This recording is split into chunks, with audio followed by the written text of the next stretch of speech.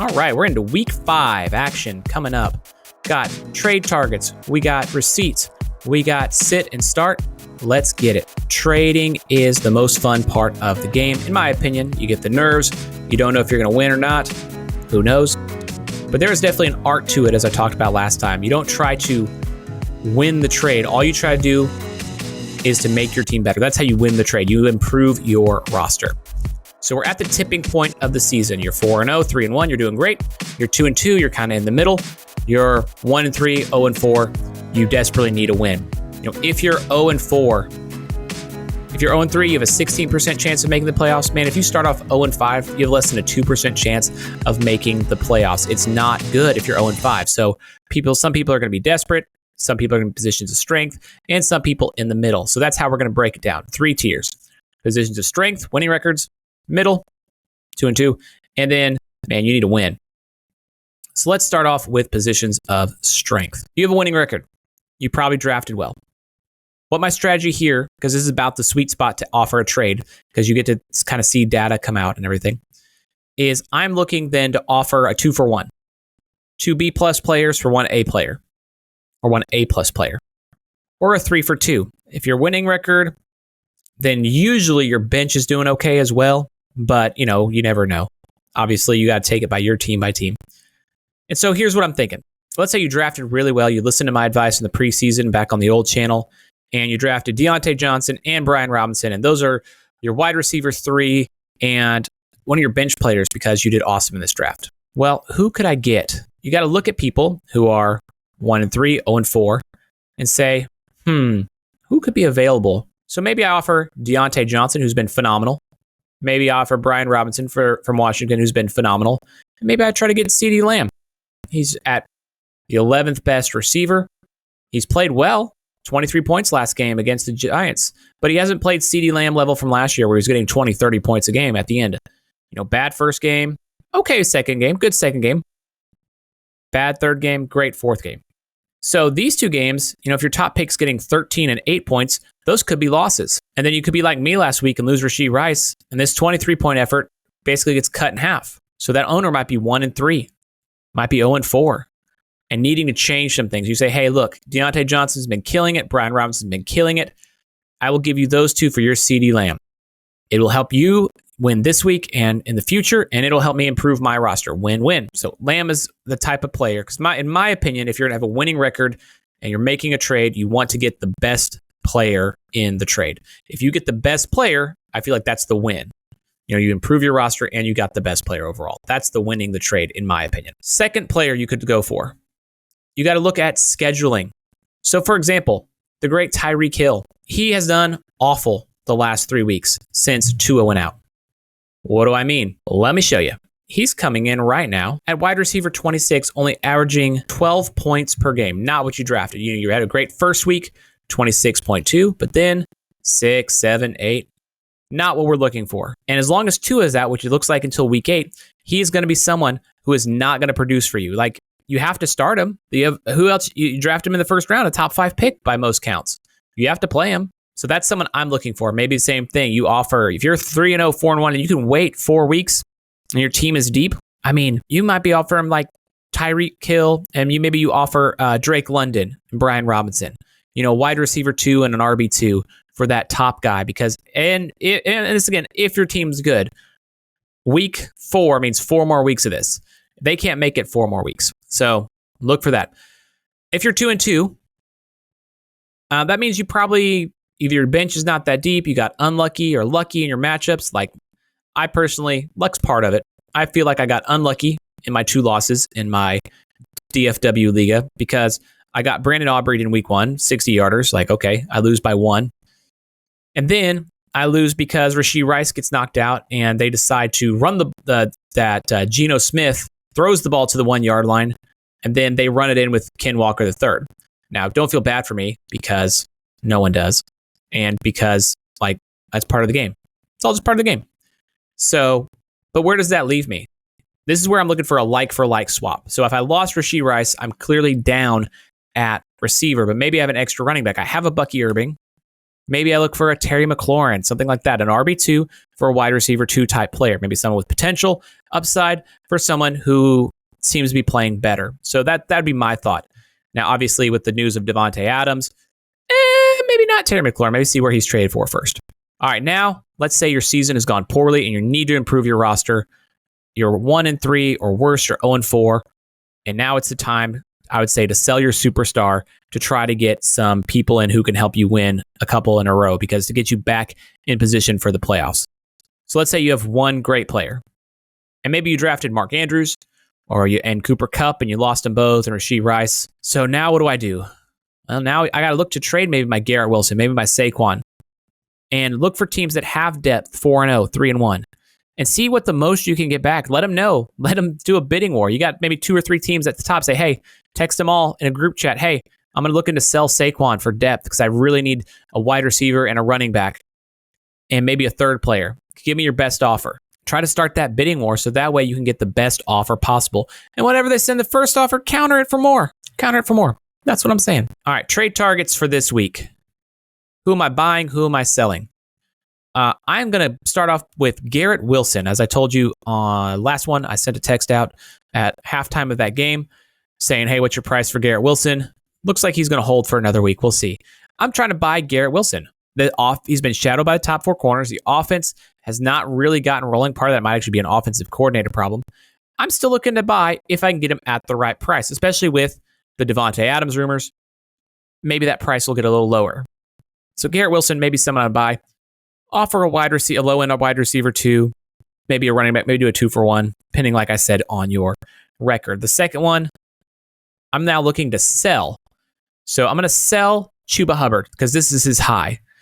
If you listen to me in the preseason, I said he'd be an RB2 for the first 4 weeks. Let's go ahead and take a receipt and see how we did. The survey says RB15. Boom, called it. Averaging 15 points a game.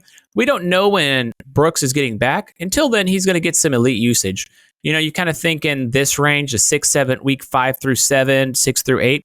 And then after the bye week, week 11, I think Brooks is going to start really taking over the job. So I'm looking to sell Chuba Hubbard right now at a high. I'm looking, once again, see if I get someone really believes in him and seeing what I can get. If I can get another RB2, if I can get a wide receiver 2 for him, awesome. If you don't get a good offer, just keep riding it, man. You got at least another week. Third one, I am buying Jonathan Brooks. So he's going lower and lower and lower in ownership at places. Chuba Hubbard's playing well. I think down the stretch, the last 5 weeks for the fantasy playoffs, I think he will just mash. This is opinion. And so if you're 4-0 and someone could use a wide receiver 3 or one of your bench pieces, try to swap them out. That's who I'm buying. Selling DeAndre Swift. I kind of feel like it's now or never for DeAndre Swift. He should have this week and last week should be his good games. And then I'm getting out of Dodge. He's losing more and more carries. Last week was his best game because he had 7 receptions for 72 yards and nearly a 30-pointer. I think this week he'll do just not the same, but I think he'll do very well. And then I'm selling DeAndre Swift. He had 3 straight weeks scoring less than 10 fantasy points. He was bad. He was highly ineffective. He was towards the bottom of the league in rush yards per attempt, rush yards over expected, and he's coming off on third down. He's not being used at the goal line. This is your advantage. This is your time to sell high. Player I'm buying is a top 20 wide receiver through 4 weeks. Wan'Dale Robinson, PPR machine. He's a super low average depth of target, which means easy throws. So he's getting a ton of receptions. Here's what I mean. After the Monday night game, he's ranked 22nd. 11 points, 9 points, 13 points, 18 points, 14 targets. Why? They were playing from behind. These 2 games were kind of close. I mean, this was a close one, but they were playing from behind. Who are they playing? Seattle. Whoops. Pittsburgh, Philadelphia, Washington, Carolina. This is a great chance for you to buy a player who's going to have some really nice matchups moving forward. Now, when I'm saying buy and sell, like I'm looking for value. Another player I'm going to try to buy is J.K. Dobbins. Why? Well, because he was held to 14 carries, 32 yards, and he's on a bye week. So if you can get him now, maybe that owner's trying to sell high or think. But the first week 1, Derrick Henry, who's been awesome, 13 carries, 46 yards. Zach Moss, week 2, 12 carries, 34 yards. Bijan, week 3, 16 carries, 31 yards. Turns out this team's just really good against the run. So buying J.K. Dobbins. And last buy, Jake Ferguson. He's currently tied in 10. But look at this. So he leaves this game with an injury. 15 points, 11 points, 7 targets, 11 targets. The dude, Dak loves throwing across the middle to him. I mean, I think he's standalone value. I think he's a top 10 guy for sure, obviously, because he's still 10th. So let me be more specific. I think he's a top 5 guy rest of the season. Is he? And he's consistent. Like one of my issues with George Kittle, inconsistency. So I personally like him better than Kittle as far as like style of player. McBride ahead of him. Laporta's been bad. Kelsey, I like him with Rashee Rice out. But I mean, who else are you definitely taking ahead of him? I mean, that number's pretty low. So that's my buy and sell. Now let's get into start and sit. Who are we playing this week? Who are we benching? This week, let's start off with the Thursday night game, Buccaneers versus Falcons. I am starting Baker Mayfield. Love what he's been doing. He is quarterback 3. They're throwing more than last year. He has gotten 29 points, 18 points, 8 points, and 28 points. He has been nearly flawless all season. I feel like this game's going to be a little higher scoring against quarterbacks. The Falcons rank 14th.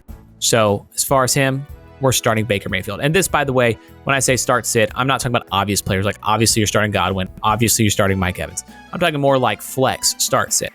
Which brings me to my sit, which is Rachaad White. He had his best game of the year last week as he split carries with Bucky Irving, but he seemed to get more carries at the end. But who got the goal line work? Irving. And 4 of White's carries kind of came in garbage time on the last drive. And Irving got 4 rushes inside the 10. White did not get 1 red zone touch. So Irving seems to be becoming the lead option. He's one I'm also going back. I'm going to try to sell him now if I can for anything I can get. RB2, wide receiver 3, whatever. Benching Rachaad White. For Atlanta, well, once again, like the obvious ones we're starting, Bijan, blah, blah, blah. Sitting Kirk Cousins, even though it's a juicy matchup, Kirk Cousins this year, I don't know why you would start him. I mean, if you're looking for a streamer, look elsewhere. 6 points, 17 points, 11 points, 7 points. No, thank you. Now, he's played really good defenses, except for Philadelphia. Tampa Bay seems to be a little weaker. Could be some shootout potential, but no. Same thing with Kyle Pitts, not even trying anymore. I don't know if you saw his targets, but his route run are not great. Darnell Mooney, yes, give me some Darnell Mooney. 8+ points in the last 3 games and 6 targets in each of the last 3 games. Not his best game last week, but hey, I think he's a type of player that I'm liking. And once again, obviously, you're starting stuff like Drake London. Next game, the London game, Jets and Vikings. The London game, typically it's the under. Man, honestly, I think I'm also going to say sit on Garrett Wilson, which is a weird thing to say, considering the Vikings are bad against the pass. But I don't know if there's really anybody in this lineup for the Jets that I really am like, start him. Let's do it. Because Breece Hall's been doing poorly. Garrett Wilson's been doing poorly. Aaron Rodgers has been doing poorly. I mean, I don't say bench them all, but man, it's a tricky one. Because, I mean, you got to start Garrett Wilson. You draft him in the first round. It's not like anyone better. For the Minnesota Vikings, start up Aaron Jones. Like I said, he, in the London game, has been weird, and he's been on a roll. He is running back 7. He's averaging 18 points a game. His last 2 games, he has gotten 18 carries, 19 carries, 22 carries, 4 catches, 5 catches, 25 points, 17 points. Loving Aaron Jones. Bears, Panthers. The only sit for the Bears is their defense. Don't start their defense. The Panthers have been rolling. The start for the Bears, give me fire up Caleb Williams as a streamer this week. It's now or never for him. Now, he's actually played a lot better the last couple weeks. We expected a little more out of him against the Rams, but it was a slower paced game. In the one faster paced game where they're playing from behind against Indy, 17 points, 300 yards passing. I expect Carolina their offense to continue to roll.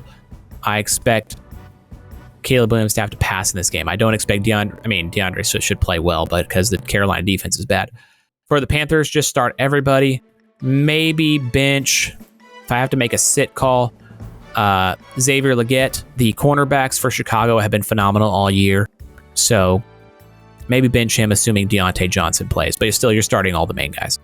Don't love Andy Dalton as a streamer this week because of that. Browns, Commanders. I don't know if you can start any Browns, but I would start Jerry Jeudy. He seems to be the one who's actually doing it. If you have Deshaun Watson and you've survived this long, I mean, now's a good time to try to start him. I mean, you're not going to get another chance.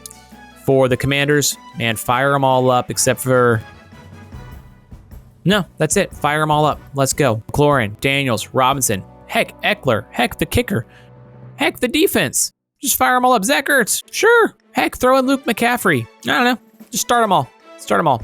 Dolphins, Patriots. And I'm sitting all my Dolphins if I can. This is a good defensive team in New England. And, I mean, you have to start Hill, but sit Waddle. You have to start Achane. Who do you got better? Yeah, for the Patriots, sit Ramondre Stevenson. And fire up Antonio Gibson, looking like he'll get more carries this week. Just give me Antonio Gibson for a good game. Maybe I'll pick him up off waivers. It's one of the few players in a 12-team league that's actually left on waivers. Colts and Jaguars. This one for me all depends on who is playing for Indianapolis. If Joe Flacco's playing, start Josh Downs. Start Michael Pittman. If it is Anthony Richardson, do not start Josh Downs. Plain and simple. Trey Sermon, meh. He didn't really show us a lot last week, if I'm being honest. But assuming Jonathan Taylor doesn't play, Trey Sermon should be a beneficiary, but more so I think the receivers will be beneficiaries. So if no Jonathan Taylor, if no Anthony Richardson, fire up both of those receivers with confidence. For the Jaguars, yes, start Brian Thomas. Start him. He has taken over for Gabe Davis. Gabe Davis has done nothing. If he's on your team, I don't know why anymore. He had one good week at the start. The rookie has taken his spot. He literally had one catch for -2 yards. Like, what was that? Come on. And I'm going to sit, as much as it pains me, Travis Etienne. It seems like Tank Bigsby is becoming more and more and more of a factor. It seems like he's the one who's getting the yardage and the run. Give me Bigsby to outscore Etienne once again. So sitting Etienne. Bills, Texans. Woo, this is a fun one. I'm definitely firing up James Cook in this one. I feel like they got away from him last game.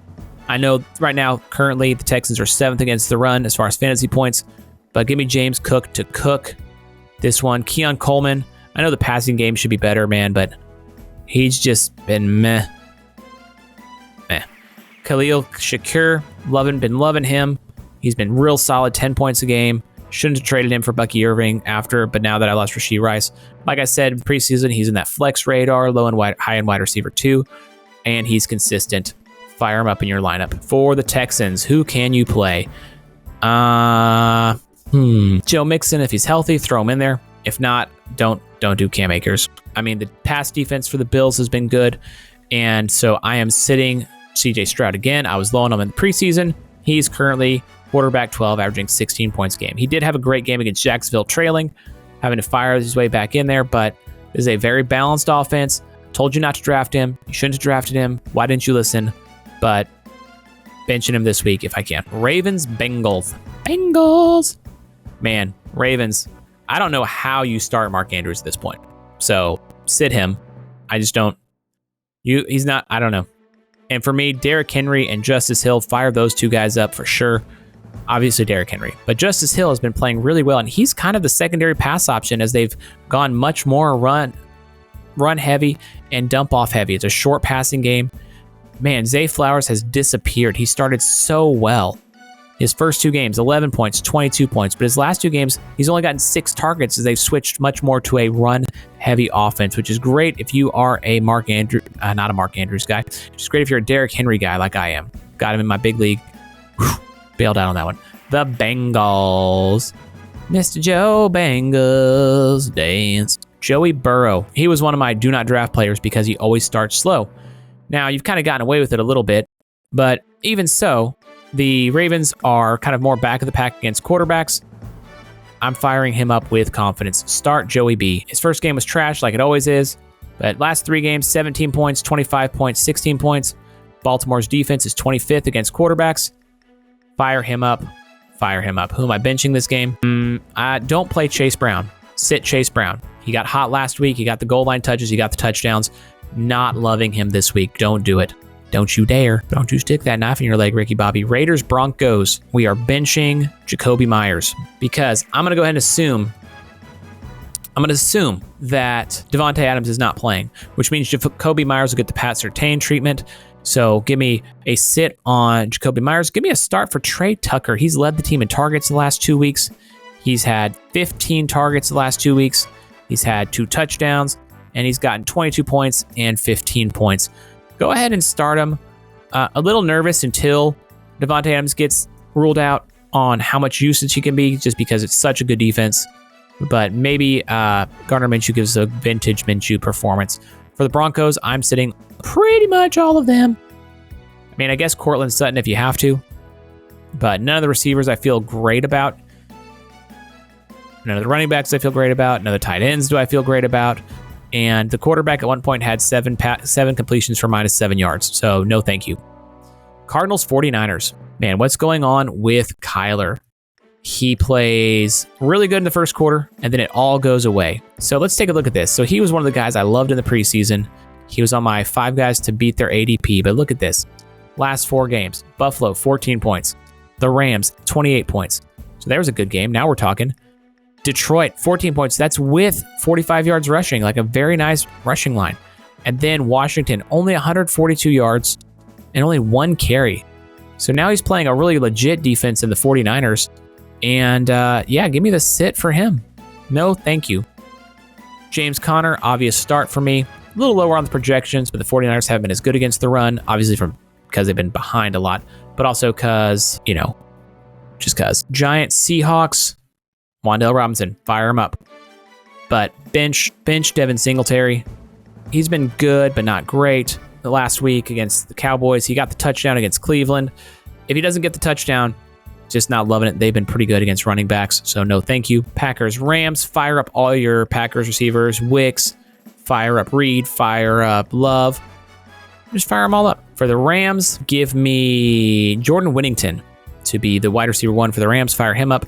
He had 8 targets, 6 catches, 60 yards, 12 fantasy points last week. Steelers, Cowboys, bench Rico Dowdle. Don't start him. And start Jake Ferguson. Fire him up right away. Dak, I'm on the fence about. If you have another option, cool, but I don't know. For the Steelers, Justin Fields, yes. Najee Harris, yes. Everyone else, not so much. Saints and Chiefs on Monday night. Fire up Travis Kelce. Trade for him if you can. He's going to take those spots that Rashee Rice used to get. RIP. And, man, don't start Mahomes. If you drafted Mahomes, you clearly didn't listen to me in the preseason, and that's okay. We all have our opinions. But he right now is quarterback 16. He is averaging 14 points a game. To be more specific, 14.4 points a game per game. He hasn't had a game above 17 this year. And that's a good Saints defense. So, no thank you. No thank you. For the Saints, I'm benching Carr. Yeah, I'm benching Carr. That's a strong defense. Now, he's only projected 12 points, so he's probably going to get that. But give me Chris Olave to have a better game. I think they'll take the deep ball away, so that means Olave will get more work. So there you go. I was 1-2 this week. I lost 2 heartbreakers after getting 3 zeros. All my leagues, I started Rashee Rice, and I got 3 zeros, but I still managed 1 win. So I'm 4-0, 3-1, 2-2. And yeah, let's go get those wins.